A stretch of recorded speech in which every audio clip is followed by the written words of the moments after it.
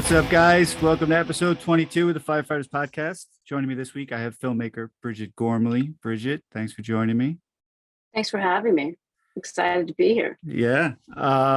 Bridget is the daughter of an FDNY firefighter, which is unfortunately how we met, but we're going to get into that. But Bridget's dad passed away from 9/11 illness, which is one of the themes of this show is accidental activism, which is how Bridget became an activist. So tell us how you got started. I think that's the first time I heard it put that way, accidental activism, but it works out perfect. It's exactly what it is. So my dad got sick with cancer from 9/11 and he passed away. And the crazy thing about it for me was that I had no idea how bad, I'll call it an epidemic was, everybody getting sick. And I really just kind of was naive about the whole post 9/11 illness. Granted, I was definitely, protected from it and shielded from it. They didn't want me to know. Right.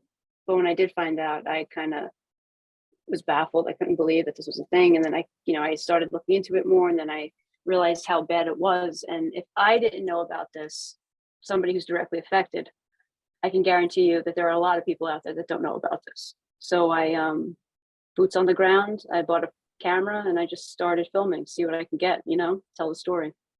Yeah. And Bridget's film came out last year. Unfortunately, I couldn't make it to the screening. But it's called Dust, The Living Legacy of 9/11. And it follows people like me and others dealing with 9/11 illness. So you should check it out. Where can people see that yet? Or yeah, so right now we're actually trying to sell it. So hopefully I'll give you an update as soon as I have a home for it. All right, because I still haven't seen it yet. So I'd like to. I'll send you a link. But everybody else has to wait. They got to see it on the big screen. Yeah. Perfect. Yeah. All right. So I'll save my opinions about it till I see it. Why? I'm just joking.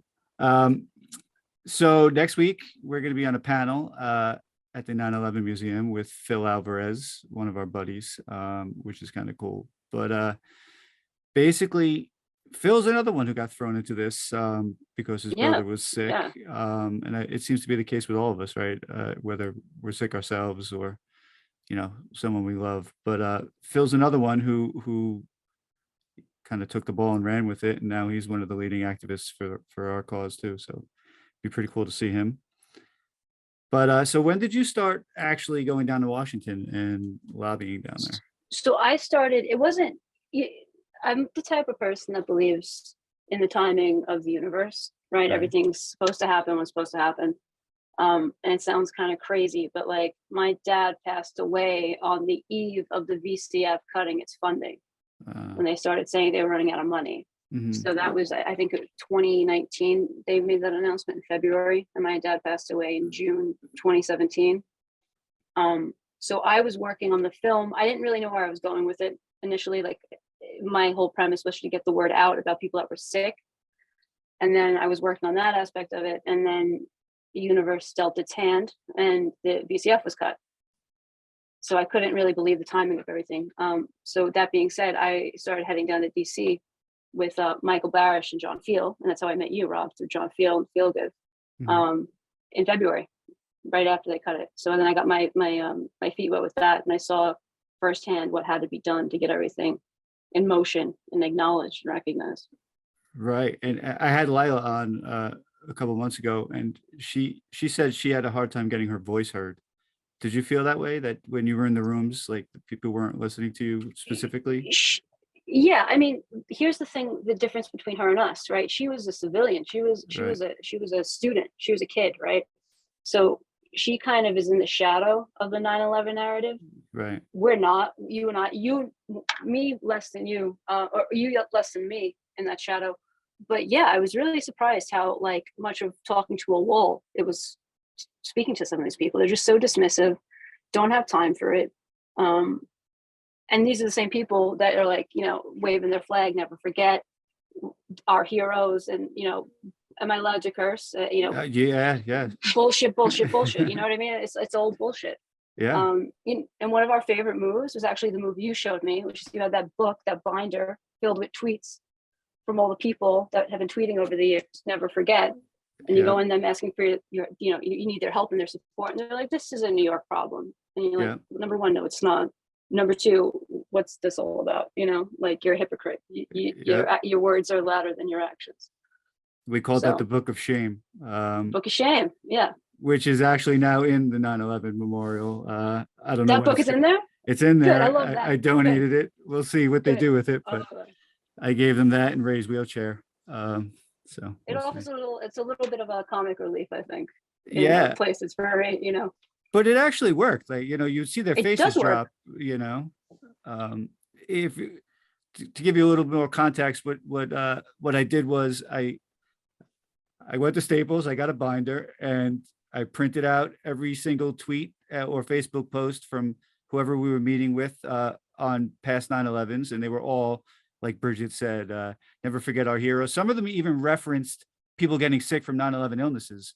Yeah, I do remember that. Yeah, it was a Calling them handful. heroes, but Mhm. right. And yet these same people were telling us it wasn't their problem and Mhm. yada, yada, yada, even though every single person we met with had constituents in the program. Every single one. And I just want to give a disclaimer. We did meet some nice people that worked Yes. with us, but the other ones far outweighed we had to shame quite a few people. Right. I always say it was like thirds. You'd have a third of the Yeah, people yeah. were on our side and were nice and like Mhm. going into those meetings was like a nice respite for us. Then there was a Right. third who seemed like they didn't know what was going on and like engaged in conversation, and then the other third was just contentious and could give a Yeah, shit very that we were in dismissive. there. Right. Right, exactly. Like Greg Stoiby, I don't know how you say his name, but I don't know if you were with us on that one. He had like a 5 or 6 foot fat head on his wall of Ground Zero. Like you could the faces were big enough where I could make out people that I knew, but and Right, right. he was there, but he wouldn't meet with us. He wouldn't co-sponsor the bill. I think he ended up doing it after being shamed, but imagine having that giant poster on the wall of your office. A fat head. Yeah, Wow, it's like not even, do you know what I'm saying? It's like it was big. It was it's huge. such a It was joke. at least 5 feet long. Yeah. But that's what we were dealing with. That's cool. But let's talk about your film. That had to be you. Steve Buscemi was your executive producer.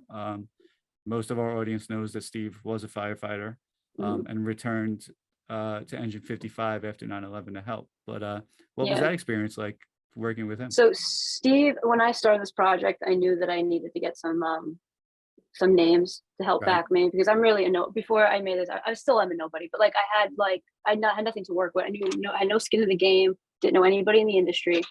And I found out that Steve was going to be at a Friends of Firefighters event, and I couldn't go because we were in DC. Right. I think it was in February, actually, 2019. And so I had one of my dad's friends, Kevin Judson. I gave him like a little press pack and gave him the speech. His mission objective was to meet Steve and give him this packet and tell him what's up. And he did it. I saved the voicemail. I'll never delete the voicemail that he sent me. He's like, mission accomplished. Steve's a nice guy. He got the packet. He's going to review it. He'll get back to you. So he got it. And I was so happy. And I remember I was in the hotel room in Washington, and I was like, oh my God, this is great. A few months passed. I didn't hear from him. So I was like, all right, maybe he's not that interested. Right. And then just when I was about to give up, I got an email from his assistant who, I think it was him actually, in disguise of an assistant. And he's like, tell me what you want. And we just started a conversation. And then I gave him a cut. He loved it, him and his partner, Ren. And they had my back ever since. And they really helped me out to get the word out about this and press and selling it now, trying to find a home for it. Right. That's awesome. Steve does a lot with Friends of Firefighters, right? He donates a lot of his time. He's a big activist over there. And his big thing is mental health, right? Because he sees this issue of people not accessing mental health care because of the stigmas attached to it. Sure. And just like, I know firemen very well. I know men, well enough to know that there's sort of this, especially in the fire department, this strong silent type. You just deal with it, you bottle it in, and it's not always healthy to do that. So his a lot of his work over at Friends of Firefighters has been to promote that, destigmatize it, and really help these guys access the help they need, because they do need it and they do want it. It's just a question of getting over themselves, perhaps, and some social obstacles in the way for them. And as we've seen, those mental issues, the more you push them away, the more they exacerbate your physical issues. Oh yeah, of course, yeah.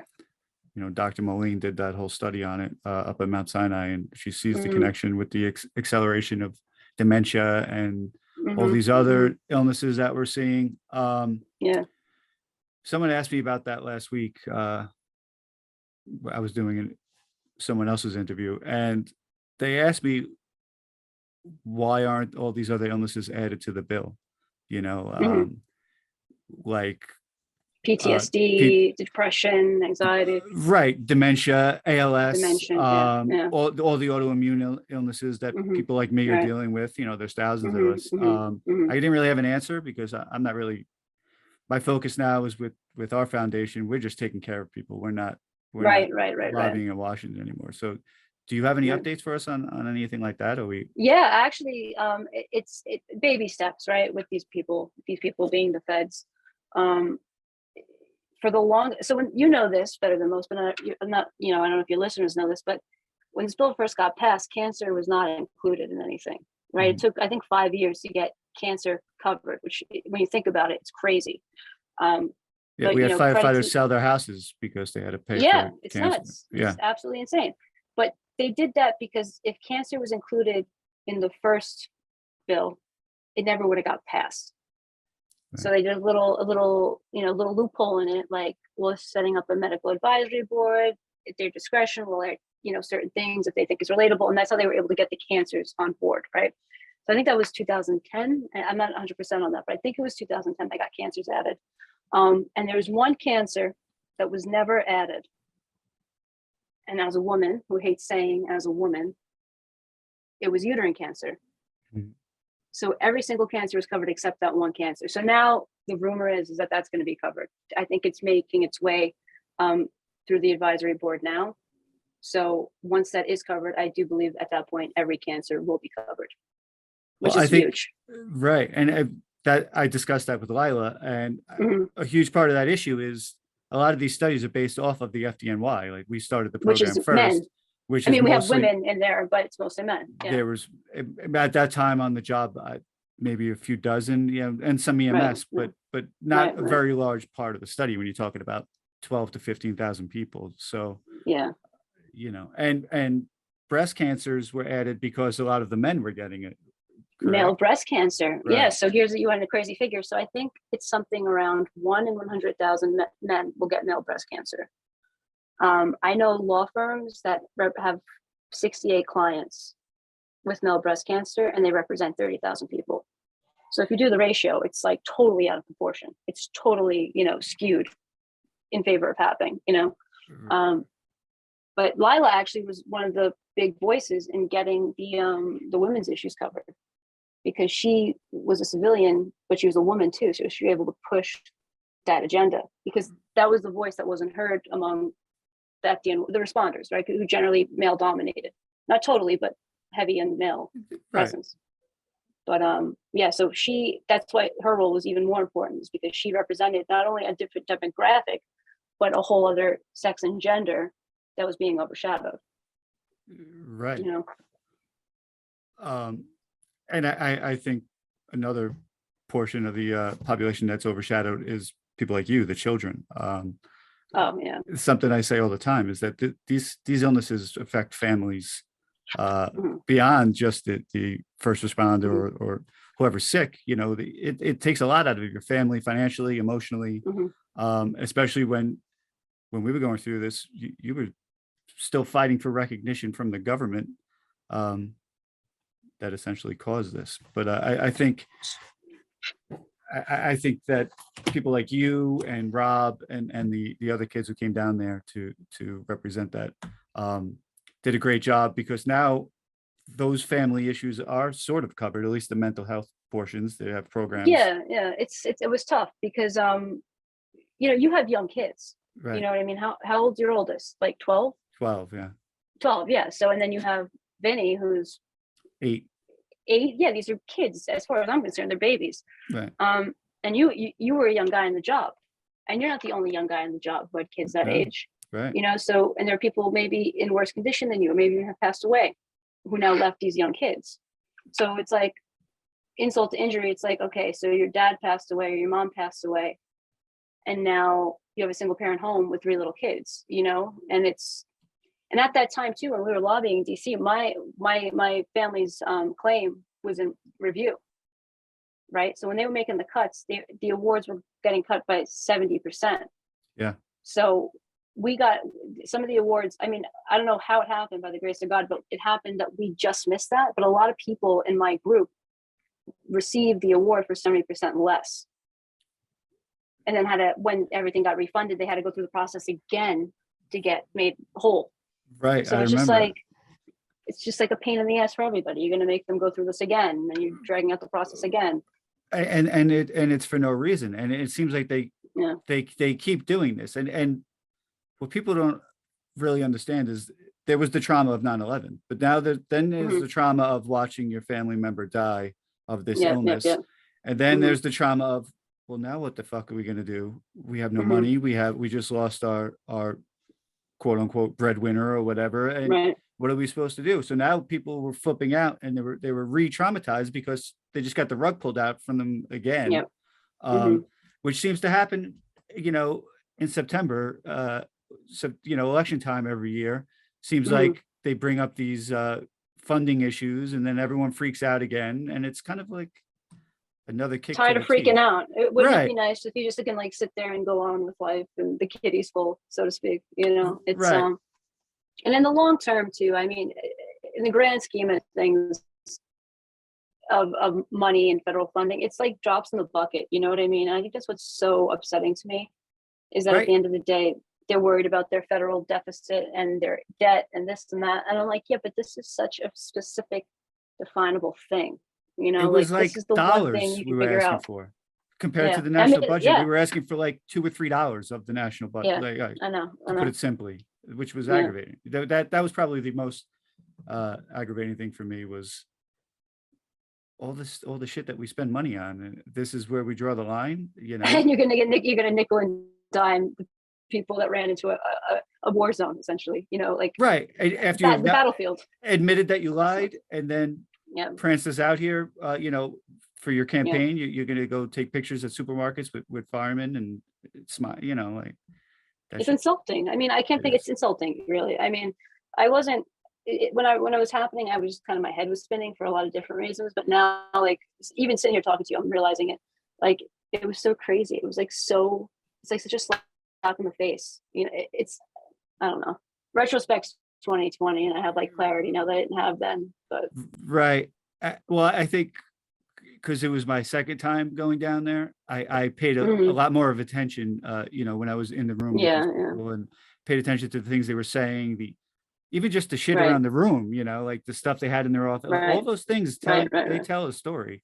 Oh, no doubt. The devil's in the details, Rob. You look at the fat head on the wall and the challenge coins on the desk. It's like, oh, okay. Right. You know, that Tom was like Tom Wilson was my partner in crime on that. I love Tommy. Yeah. By the end, we had the whole thing down. We'd walk in, they'd say, oh, it's going to be some time. And we'd be fine with sitting there and just listening and looking around. And it would basically tell us how the meeting was going to go, you know?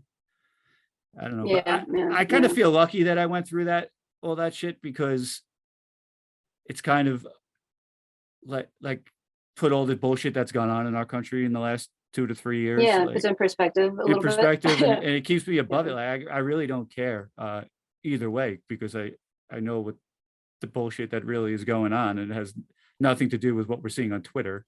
You know? Yeah, I'm with you there too. And I think that's important. There's something to be said about what we see as people outside this community and what you see as people inside the community. It's not that there's a disconnect. It's just that we kind of know a truth that, and we see a reality that not everybody else is privy to. Not by any fault of anybody's. It's just the reality of the situation, right? We put ourselves in the Capitol building. We put ourselves in DC. We put ourselves in these offices of people. Whereas people around the country, they don't, number one, don't have that luxury, and they don't know to do that, and they don't know, they see what they get off Twitter, and they see what they get off the news. And so imagine somebody in like Michigan sees, so-and-so's tweets. They think, oh, this guy's supporting it. He's a good guy. Yeah, but meanwhile, we're having an argument with the guy in his room about his office, about getting the funding, Right. Or he's sneaking out the back door. Yeah, and they're totally avoiding you. Right. No, exactly. So So that's how I feel about it. I feel lucky. yeah, I do too. So what's next? Are we working on any more films, or what are we doing? What's next? I'm trying to. I really, this thing has been on my shoulders for a few years longer than I thought it was going to be. Not by any fault of my own. It's just the way the game is. It's the nature of the beast. So I think once this is out, we're going to start some new projects. Yeah. We've got some things lined up. So hopefully it will come together. I'm hoping to ride the wave of this one, or the sophomore feature, if you will. Yeah. Well, I think the story, the story is only half written at this point. I think the next this is true. 5 to 10 years, we're going to see a lot worse, unfortunately, I think. Hope I'm wrong, but. Well, Rob, the thing is, though, like, not to be like the pessimist here, but if you want to assume that the youngest victim that day was like a kid, like a 2-year-old, a newborn, that's now 20, they got to go through the rest of their lives until they die, with that clouds over them too. So like, this is not just, it's not your generation's problem. It's not my generation's problem. It's not your kids' generation's problem. It's everybody's problem that was alive during this, so it's very multifaceted in that sense. Yeah, no, the shadow is definitely over my kids' heads. It's gonna linger. Yeah, for sure. They're dealing with it already. But all right. Well, thanks for coming on. I appreciate your time, and I look forward to next week, even though I have no idea what we're going to be talking about. But we'll do fine. Idea. Look at us now. Yeah, we'll be all right. I'm not worried about us. All right. Well, thanks, Bridget. And I look forward to seeing the film. Send it over. Yeah, be on the lookout. I'm going to send it right now when I hang up with you. Sounds good. All right, cool, Rob. I'll see you next week. See you next week. All right, take it easy.